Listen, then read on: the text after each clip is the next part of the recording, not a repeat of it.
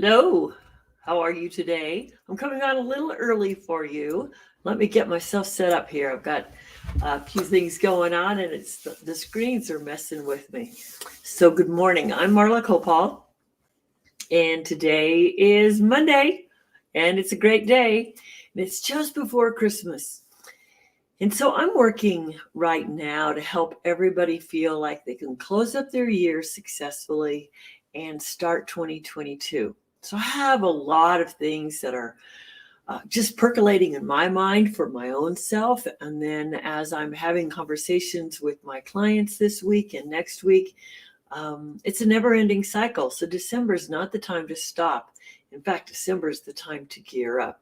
So if you're someone who says, I didn't sell as much as I wanted to sell this year. And yes, I'm using that dirty word, sell, because it doesn't matter if we're in network marketing or we're in anything at all that is business. We are always selling ourselves. We are part of the equation. We've got to own that. And so the thing is people always say, well, how do I sell more? I'm actually going to talk today about listening and asking questions of your client. So many people have been taught not to ask a question because it's assumed it's going to take you down a rat hole. So think of this. How many of you have your kids come home from school every day? And you go, how did it go? And they go, fine. You want to hear all the stories, right? Because you want to participate in their life.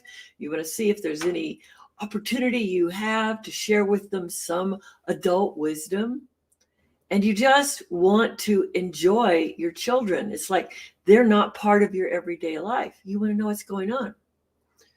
So when you're in sales and you've got somebody on the phone or you're in person with them, and sometimes it's easier if they're in person, or you might even have them on Messenger, you need to get serious and really strategize question asking.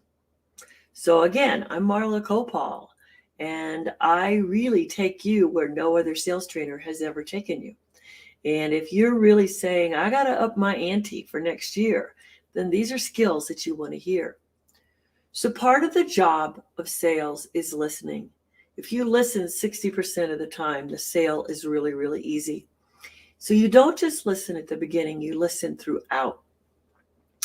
So let's talk about this. How many questions do you ask your potential client? And I don't mean those yes, no, only answer questions. And I'm serious. This is about open-ended questions. So let's just imagine somebody said, hey, I want to talk to you. Well, you know all the things you've posted on Facebook, and you know that, you're talking about this wrinkle or this diet or this gut health or whatever it is. And you get all excited. Oh, they want what I have. Do they? And if you've got 20 products, how do you know which one they want? And just because they tell you they want to lose weight, their product may or may not be for them. So here's what you want to ask. You want to come in when they say, it's like, what encouraged you to call me today? What encouraged you to messenger me today? What encouraged you to stop me in the coffee line and talk to me today? Because whatever they had going on in their head at the time they took action is critical to their buying choice. How you respond is critical to their buying choice. So if they said, your ad on, I saw your post that it was so cute and you had your kids in it and you were drinking your shake. Well, is your conversation about your kids? Is your conversation about your shake? You don't know yet. And you go, that's really cool. What did you repeat yourself? What did you like about that post that what made you feel confident enough to just come talk to me? And they might just say, I've been wanting to be in a network marketing business and I've been wanting to put my kids on a post. And I I just felt like it was revealing too much of my privacy. Well, you're in a totally different conversation than drinking that shake. If you don't ask, you won't know. So what if you'd assumed that person wanted to talk to you about the shake, and you start splattering them with all the stuff with the shake? You might as well check in your shake and pour it over their head because they can't hear you. That wasn't their focus. So questions are really critical to understand someone's focus. If you don't know their focus, then the sale is not a possibility. So you want to ask questions. Now, someone's maybe told some of you a long time ago, don't ask the question because, my gosh, you're going to get their life story and, oh my God, you're going to waste so much time. No, you can keep it short. That's another whole conversation about how to do that. That's a style, and that's why you've got a coach. There's an easy way to handle everybody's conversational style, and you can come in and match with them. Now, I'm a fast-paced decision maker. So even if you're a chatty salesperson, I might just keep asking you questions in order to keep you focused. If I have someone that I can tell they need to talk, there's no way a decision has room in their mind until they get something off their chest. Then you have to look at that. So sales is a listening and a pace and a focus, but you got to know the client's focus before you can have your focus. And until you know their focus, you're out of line talking about your stuff. That's it. You're out of line. And so that's harsh, isn't it? That sounds harsh. But it's so much the truth. So when some of you were running around and saying that, oh, I have to talk to 20 people to get one sale, I don't think so. I think you can make a sale each time you listen to what they're focused on. Now, could their focus be kind of crazy? Yes. So let me explain. How many ads do you guys see every day about how insurance, you can save money in 15 minutes. You can save money in 15 minutes. That's a gimmick. That's a gimmick. Because maybe you shouldn't be saving money on your insurance. And yes, I use insurance as an example because I used to do this. And let me tell you, people are underinsured. It's a risky world out there. I'm not saying this from a scary place, but I'm just saying you have to be astute about your choices. And insurance is not where you save yourself money. You find the right company, you find the right service, and you buy insurance that's going to protect all of your assets. And if you don't know what that means, and you ask that of an insurance agent and they can't answer you, then you go find the insurance agent that can answer you. And I'm not doing insurance, so I can give you that advice. So here's the thing. In sales, if you're selling a dietary product, you're selling a health product, you're selling a point of view, you're selling a class, a meditation, you have to understand the person's focus and desire for a solution. And not everybody understands that they may not have a strong enough desire to make the purchase. So when people use this old term called qualifying, you as a salesperson need to understand, they're probably not ready. They're probably not ready. Today, they just don't sound engaged enough to want to make this decision. So that's okay to ask that question too. Is today a buying day for you? Or are you just like doing research? If you're doing research, let me simplify this for you and look at some of the comparatives that I've had. Would you like that? So you might have to offer them a solution. Sometimes I used to do that, and then people would be so impressed with the fact that I would do that, they had the confidence to buy from me. Now, I know that's a very brief summary description of what I'm talking about, but I want you to know that sales is not about pushing a product.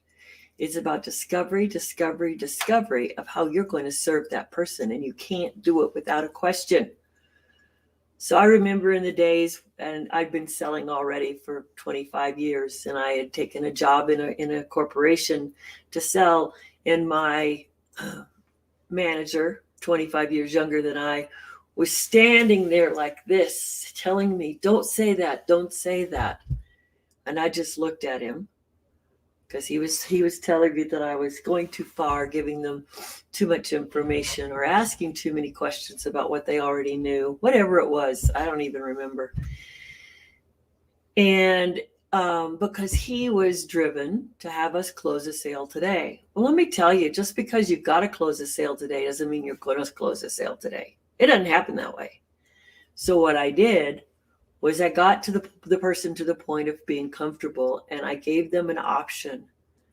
And that was what he didn't like, was whatever option I gave them. I was either giving them an option to have me call back. I was booking an option to get his spouse or her spouse on the phone so we could have a family discussion. I did something like that quite often because I know that, how many of you go buy something and the spouse grills you on why you made your choice?